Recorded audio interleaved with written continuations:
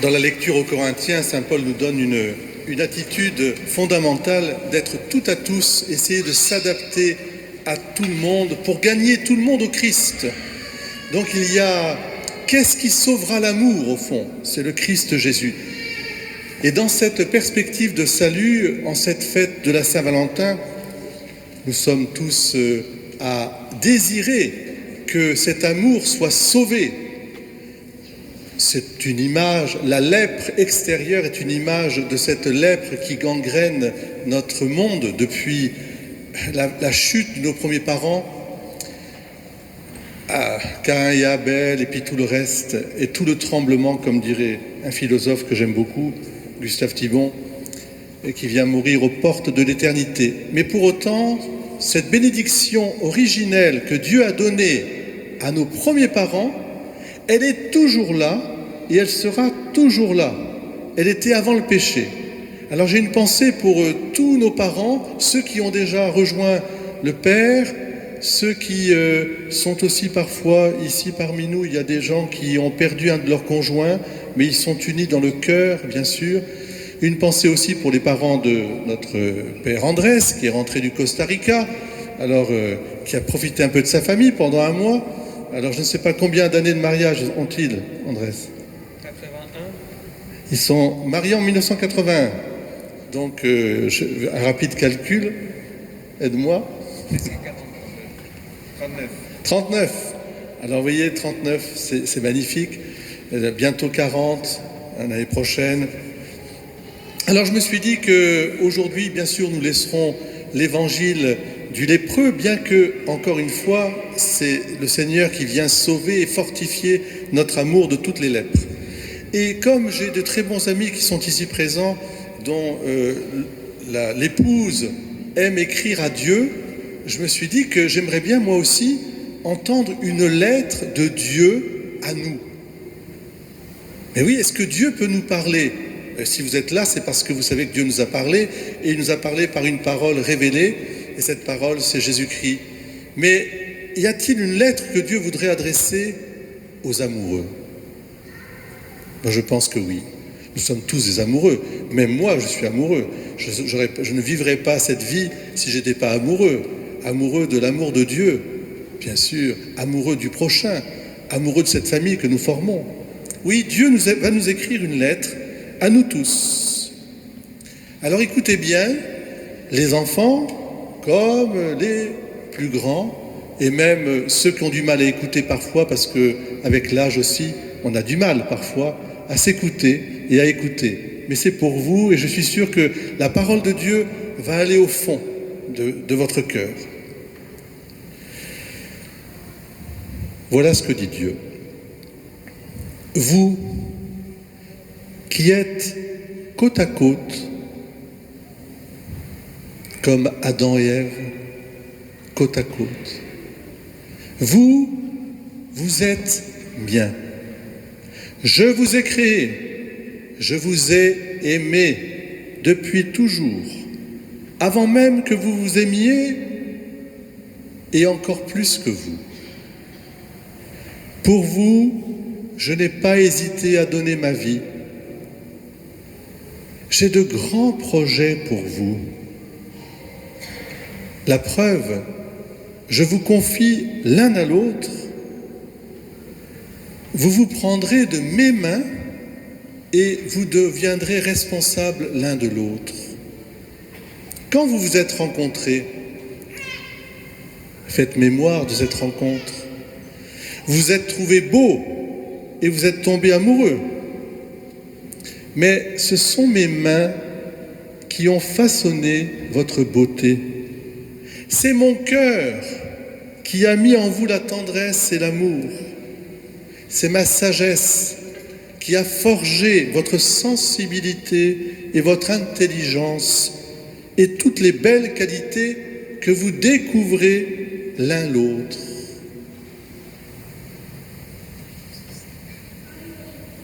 Regardez-vous les uns les autres et contemplez déjà cet amour que Dieu a mis l'un en l'autre. Alors j'invite les époux, les couples ici présents, et même avec les familles, les enfants, regardez-vous Tournez-vous l'un vers l'autre. N'ayez pas peur de vous regarder et de savoir dire « Merci mon Dieu ». Mais, vous le savez, il ne suffit pas du charme. Vous devez vous appliquer à répondre à des besoins et des désirs. Vous avez besoin de tant de choses, dit Dieu. Enfants, maison, vêtements, sérénité, joie, équilibre, rapports humains, affection et tendresse, plaisir et divertissement, présence humaine et dialogue, relations sociales, familiales, satisfaction dans le travail et bien d'autres choses encore. Et tout cela est nécessaire. Et moi, je vois que tout cela est bon. Mais vous avez surtout besoin de moi et de tout ce qui contribue et encourage cette rencontre avec moi. La paix du cœur, la pureté d'esprit, la prière, la parole révélée, le pardon, l'espérance et la confiance en ma divine providence. C'est moi et non vous le commencement, la fin, la destinée de toute la vie. Alors, si vous le voulez bien, faisons un pacte aujourd'hui. Un pacte tous les trois et encore tous ensemble, comme une grande famille. Voilà ce que nous dit Dieu. Je vous aimerai ensemble. Je vous aime depuis toujours. Vous avez commencé à vous aimer depuis quelques années, voire un quart ou un demi-siècle, et ce parfois tout jeune. Les couples que nous préparons au mariage, la plupart se sont rencontrés jeunes, mais très jeunes, à la maternelle ou au collège. Il n'y a pas de hasard, il n'y a que des rencontres. Moi, Dieu, je voulais te confier à quelqu'un qui prenne soin de ton amour et vice-versa. Et je voulais aussi que chacun enrichisse par sa beauté et ses qualités la vie de l'autre. Et cet autre, c'est toi. Pour cela, j'ai fait naître dans votre cœur l'amour de l'autre. C'était la plus belle façon de te dire « Voici, je vous confie l'un à l'autre » et pour que vous puissiez jouir de la beauté de vos qualités. Quand tu lui as dit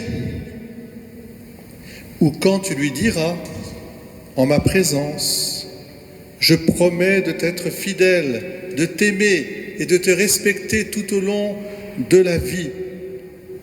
Ce sera comme si tu me répondais que tu es heureux de l'accueillir dans ta vie et de prendre soin de lui ou d'elle. Tu es heureux, c'est ton bonheur. Dès lors, tous les deux, vous vous aimerez, moi avec vous et vous avec moi, car il n'est pas possible que vous vous aimiez d'une manière et moi d'une autre. Avoir l'un pour l'autre un amour semblable au mien et désirer l'un pour l'autre les mêmes choses que je désire pour vous, rien de plus beau et joyeux pour vous. Je vous ferai comprendre petit à petit quelle est ma manière d'aimer et je vous révélerai quelle vie j'ai rêvé pour vous deux. Je me rends compte, dit Dieu, que je vous demande beaucoup. Vous pensiez que votre amour serait à vous, et voilà que maintenant vous avez l'impression que je vous demande de le partager avec moi. Mais ce n'est pas ça. Je ne suis pas un rival d'amour. Au contraire, je suis celui qui vous aide à vous aimer passionnément. C'est pour cette raison que je désire que dans votre petit amour soit mon grand amour. Avec votre amour, vous pouvez faire beaucoup l'un pour l'autre, mais c'est toujours trop peu. En revanche, je vous rends capable d'aimer à la façon de Dieu. C'est mon cadeau de mariage, un supplément d'amour qui transforme votre amour de créature et le rend capable de produire les œuvres de Dieu en vous. Et jamais je ne vous laisserai seul dans cette entreprise. Je serai toujours avec vous. Et je ferai de vous l'instrument de mon amour et de ma tendresse. Je continuerai à vous aimer à travers vos gestes d'amour, d'attention, de pardon, de dévouement. En un mot, je vous rendrai capable d'aimer comme j'aime, parce que je vais vous donner une force nouvelle d'aimer qui est mon amour même. C'est pourquoi il est important qu'aujourd'hui, vous renouveliez en profondeur ce oui à l'amour. Époux, je vous aime. Famille, je vous aime. Je ne peux pas faire autrement, puisque je suis moi-même trinité d'amour, famille d'amour, de toute éternité.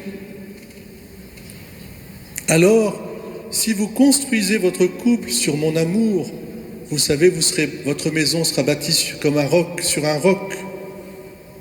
Aujourd'hui, on croit peu à l'amour vrai, celui qui dure toujours et qui offre sa vie pour l'aimer. On recherche davantage des émotions amoureuses. Mais les émotions naissent et elles meurent rapidement. C'est pourquoi certains ont pu dire que le mariage n'était qu'une grande illusion qui se dissout vite. Mais non, ayez confiance, je suis avec vous jusqu'à la fin des temps. Si vous savez vous aimer comme j'aime, avec fidélité, vous deviendrez comme la cité sur la montagne. Vous serez une espérance pour tous, car tous verront que l'amour est chose possible. Et je voudrais avec vous rendre grâce pour tous nos parents qui nous ont transmis cet amour de la vie et cet amour du mariage. Les remercier de tout cœur, et ceux ici qui sont présents, les anciens, toujours jeunes, malgré toutes les épreuves, parfois insoutenables, qu'ils endurent. Eh bien moi, Dieu, je vous embrasse et je vous bénis. Aimez-vous les uns les autres, comme je vous ai aimé. Saviez-vous, et ce sera mon dernier mot, dit Dieu, qu'au ciel, je chante l'hymne à l'amour du grand Jacques. Alors on a un Jacques qui joue, mais il y a le grand Jacques, vous savez, Jacques Brel. Faites de même.